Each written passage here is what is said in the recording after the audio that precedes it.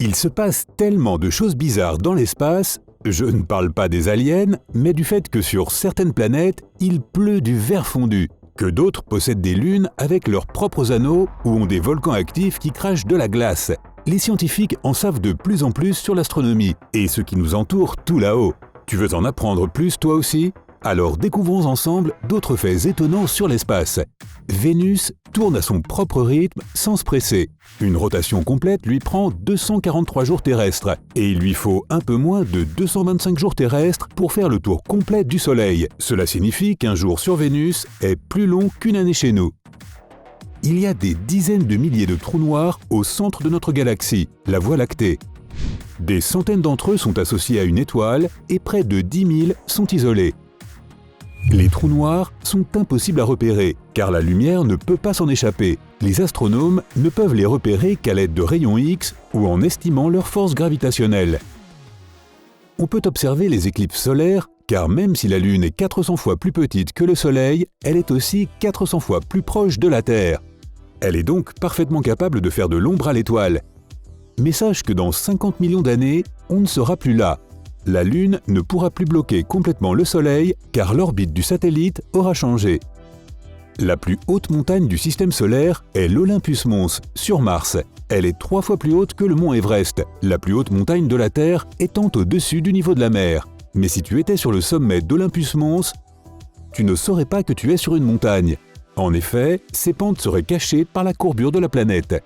Une combinaison spatiale complète de la NASA coûte la somme astronomique de 12 millions de dollars. Ouais, c'est incroyable. 70% de cette somme est destinée aux modules de contrôle et aux sacs à dos. Les astronomes ont trouvé un énorme réservoir d'eau dans l'espace. C'est le plus grand jamais détecté. Dommage qu'il soit aussi le plus éloigné. Il se trouve à 12 milliards d'années-lumière.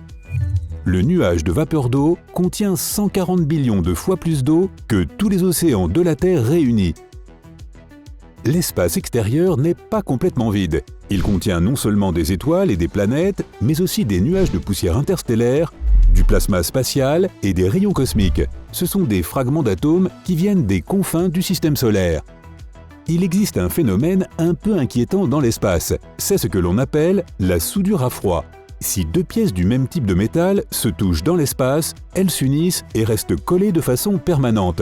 Cela n'arrive pas sur Terre, car l'eau et l'air maintiennent les morceaux séparés.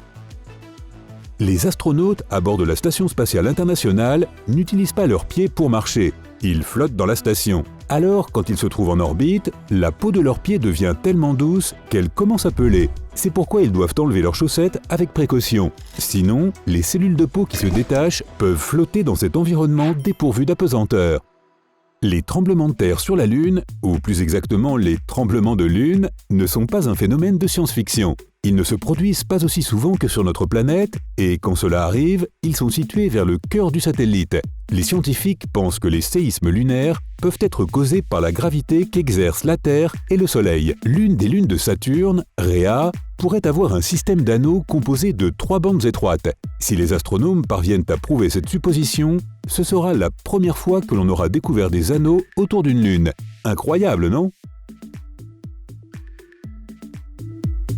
La matière visible normale, comme par exemple les planètes et les étoiles, ne représente que 5% de l'univers. Le reste est constitué d'énergie sombre invisible, soit 68%, et de matière noire, environ 27%. Si l'on additionne tout cela, il y a quand même 95% de l'espace dont nous ne savons rien.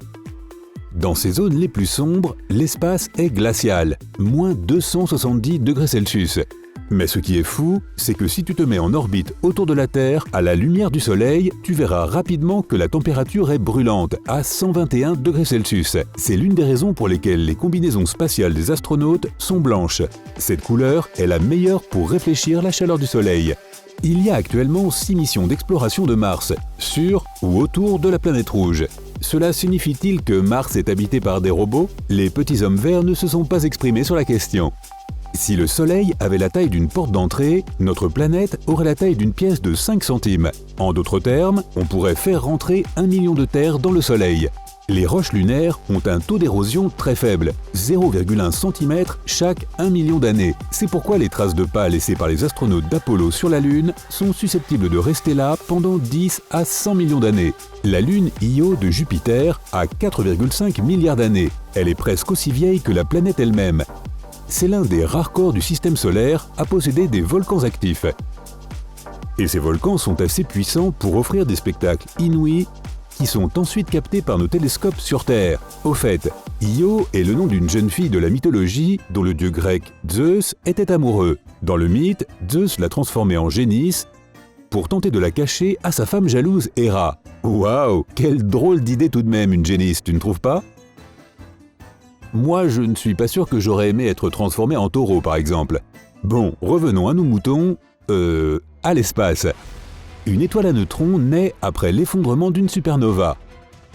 Après sa naissance, elle tourne extrêmement vite, environ 60 fois par seconde. Mais cette vitesse peut parfois atteindre les 600 fois par seconde. Ça me donne le vertige. L'espace ne devrait pas être noir. Il y a des étoiles partout. Elles devraient éclairer tout ce qui se trouve autour, non? Tu ne vois pas d'étoiles partout parce que certaines d'entre elles n'existent plus depuis longtemps et que pourtant, leur lumière n'a pas encore atteint la Terre. Une autre lune de Saturne, Japet, possède deux couleurs bien distinctes. La différence entre les deux hémisphères du satellite est impressionnante. L'une est claire, l'autre est étrangement sombre. Les scientifiques n'ont pas encore élucidé ce mystère. Toutes les planètes du système solaire pourraient tenir entre la Terre et la Lune. Et encore, il resterait même encore un peu d'espace. Oui, il y a beaucoup d'espace dans l'espace.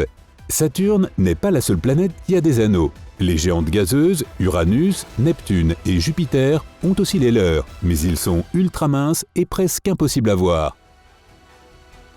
La NASA peut convertir les ondes de plasma, les ondes radio et les champs magnétiques en pistes audio pour écouter ce qui se passe dans l'espace. Ils enregistrent toutes sortes de sons intrigants, en passant par des bips jusqu'à des sortes de hurlements d'ambulance. En même temps, l'espace est un lieu étrangement silencieux. Il y a des ondes sonores et des vibrations, mais les gens ne peuvent pas les percevoir. Chariklo est un petit corps céleste qui orbite autour du Soleil et se trouve entre Saturne et Uranus, en dehors du système solaire.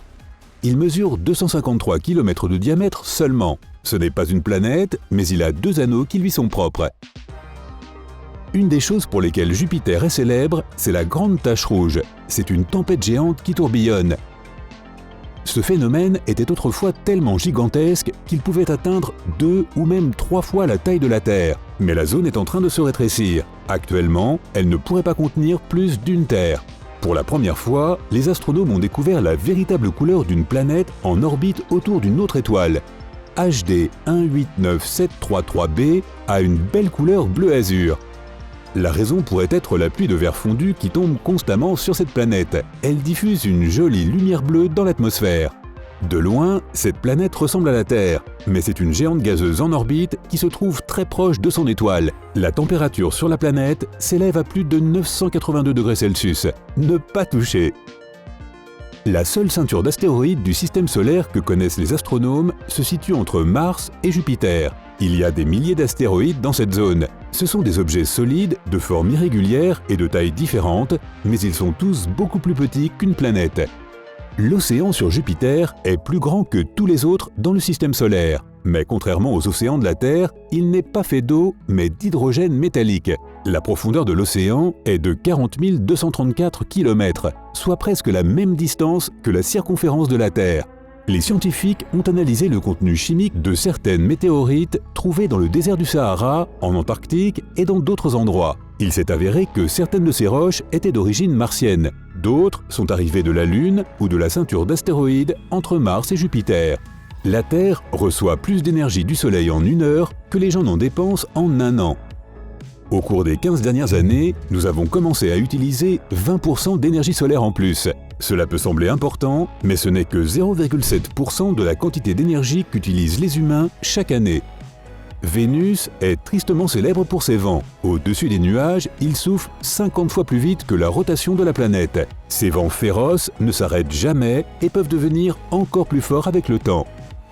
Le plus grand canyon du système solaire est le Valles Marineris et il se trouve sur Mars. Il est 10 fois plus grand que notre Grand Canyon sur Terre. certains astronomes pensent que le canyon est apparu il y a des milliards d'années lorsque la planète s'est refroidie.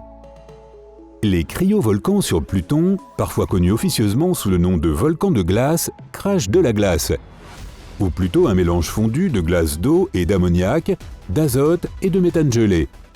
On pourrait peut-être écrire un livre sur le sujet, on l'appellerait « De grandes expectorations ». Bonne idée, non? La galaxie de la Voie lactée et la galaxie d'Andromède vont se rencontrer dans 3,75 milliards d'années. Elles se rapprochent à une vitesse fulgurante. Lorsque les deux galaxies entreront en collision, elles formeront une énorme galaxie elliptique. Waouh! Hey, si tu as appris quelque chose de nouveau aujourd'hui, alors donne un j'aime à cette vidéo et partage-la avec un ami. Et voici d'autres vidéos que tu devrais apprécier. Il suffit de cliquer à gauche ou à droite et de rester du côté sympa de la vie.